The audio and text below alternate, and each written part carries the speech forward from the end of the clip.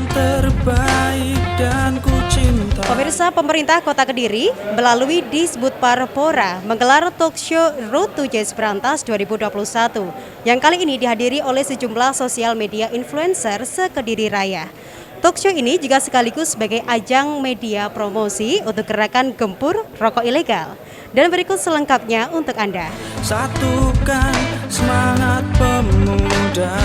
Pemerintah Kota Kediri melalui Dinas Kebudayaan, Pariwisata, Pemuda dan Olahraga Disbudpar Pora menggelar talk show Road to Jazz Brantas yang digelar pada 4 November 2021 di Warung Abnormal Kota Kediri. Ayo raihlah prestasi bersama. Sejumlah tamu undangan hadir, di antaranya Wali Kota Kediri Abdullah Abu Bakar, Kepala Kantor Bea Cukai Kediri Sunario, Kepala Disbudpar Pora, Kanit Pitsus Polres Kediri Kota, Kasih Intel Kejaksaan Negeri Kediri Kota, Kasih Operasi Kodim 0809 Kediri, dan diikuti sebanyak 23 sosial media influencer se-Kediri Raya, yakni para admin akun Instagram yang memiliki follower besar. Tak pernah merasa kau begitu istimewa, sama ketulusanmu kau telah buktikan. I know you'll do it, all the good thing that teruskan. I believe, ku percaya, I believe kau akan membangun kota. Talk show Road to Jazz Brantas ini dikemas secara santai dengan konsep berbincang-bincang. Selain itu, talk show ini juga sebagai ajang promosi gerakan gempur rokok ilegal yang kian masif digaungkan dari Bea Cukai seluruh Indonesia, termasuk kantor Bea Cukai Kediri. Ayo majulah kotaku, yo ayo raihlah prestasi. Kesempatan yang berbahagia ini, alhamdulillah pemerintah Kota Kediri bisa bersinergi dengan Bea Cukai untuk menggunakan dana cukai ini untuk membasmi rokok ilegal, dan kita mengedukasi kepada seluruh masyarakat bahwa yang bercukai itu tidak hanya rokok, tapi sekarang juga liquid dari vape. Nah, ini terus kita gaungkan karena di balik itu semua nanti kita mendapatkan dana bagi hasil cukai dan tembakau yang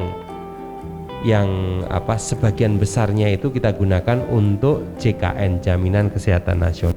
Oleh karena itu, dalam kesempatan yang berbahagia ini kita tidak hanya sampai di sini, nanti kita juga akan mengadakan Jazz Brantas juga, karena Jazz Brantas ini memang cukup keren dan memang kita menginginkan nanti ke depan kalau sudah nggak ada pandemi dan segalanya, kita bisa ngadain di Brantas sehingga kita bisa meramaikan Kota Kediri dan ada multiplier efek yang ingin kita hasilkan selain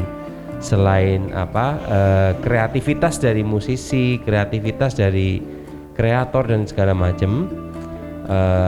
Kita menginginkan industri kreatif di Kota Kediri juga lebih besar lagi ke depannya, karena kita tahu bersama bahwa perkembangan Kota Kediri ini ke depan akan sangat baik sekali dengan adanya bandara, dengan adanya jalan tol dan sebagainya. Tentu akan menjadi perubahan yang sangat signifikan dan sangat besar di Kota Kediri. Nah, selain itu juga kami berharap mudah-mudahan kita bisa memutar ekonomi di Kota Kediri, karena ini pandemi. Alhamdulillah kita di Kota Kediri kita berjuang mati-matian dari zona merah, level 4, level 3, level 2, dan alhamdulillah sekarang sudah di level 1. Nah, level-level ini memang kita pertahankan di level 1 sehingga kita bisa memutar ekonomi. Sekarang ini menurut saya yang paling penting ya sekarang gimana caranya kita bisa memutar ekonomi, kita bisa beraktivitas sehari-hari, tapi ya di samping kita ada COVID, ada corona itu. Kita harus membiasakan diri mencari jalan, memiliki persepsi yang sama terhadap pandemi ini, karena pandeminya kan memang belum berakhir. Nah, ini terus kami lakukan karena tidak mungkin kita akan berdiam terus, karena saya melihat di banyak negara di dunia ini sudah mulai dia beranjak untuk new normal juga. Nah, sama di Kediri pun juga kita akan melakukan hal yang sama, namun ya tetap kita mengikuti aturan-aturan dari pemerintah pusat. Nah, saya berharap mudah-mudahan ini bisa menjadi informasi tambahan bagi kita semua terkait dengan cukai ini ya. Dan saya berharap kerjasama dari seluruh influencer ini juga untuk mengedukasi masyarakat, baik influencer, wartawan, kita mohon kerjasama karena memang khususnya yang produk liquid vape ini banyak yang belum tahu juga, banyak sekali yang belum tahu. Akan mungkin sekarang menjadi market leader ya, itu menyumbang 25-30 triliun selama setahun Pak. Kediri saja. Kalau untuk seluruh tempat pabrik itu di Pasuruan dan di Kediri itu hampir 60 triliun ya. Jadi kalau kita persentasekan ya ke negara total dari penerimaan cukai hampir 30% Pak dari Kediri ini. Kalau digabung ya Pasuruan Kediri 30%. Jadi kalau saya menganalogikan, kalau seandainya batuk aja pabrik itu nggak cuma Kediri, Indonesia juga batuk. Jadi APBN-nya loh ya, APBN dari aspek cukai kan 30% dari pabrik. Batuk aja, batuk maksudnya ada suffer, ada penurunan, itu pasti berdampak ke APBN. Nah ini bagaimana konstelasi Kediri di percukai nasional, jadi sangat-sangat signifikan. Nah, kemudian terkait dengan kontribusi itu, makanya kami ketika ada kebijakan, ya, itu kami menjaga betul agar kebijakannya efektif. Efektifnya apa? Duitnya dapat banyak, kemudian yang rokok tetap bayar cukai. Jadi jangan sampai ketika ada kebijakan naik tinggi, orang beralih nggak bayar cukai. Nah ini bahaya, rugi bandar nanti negara. Udah duitnya nggak dapat, konsumsinya tidak terkendali. Nah ini kita tidak harapkan. Oleh karenanya peran serta dari, saya kira ini sangat bagus sekali, Pemkot Kediri melibatkan semua pihak karena kesadaran akan mengkonsumsi rokok yang legal itu menjadi kunci utama.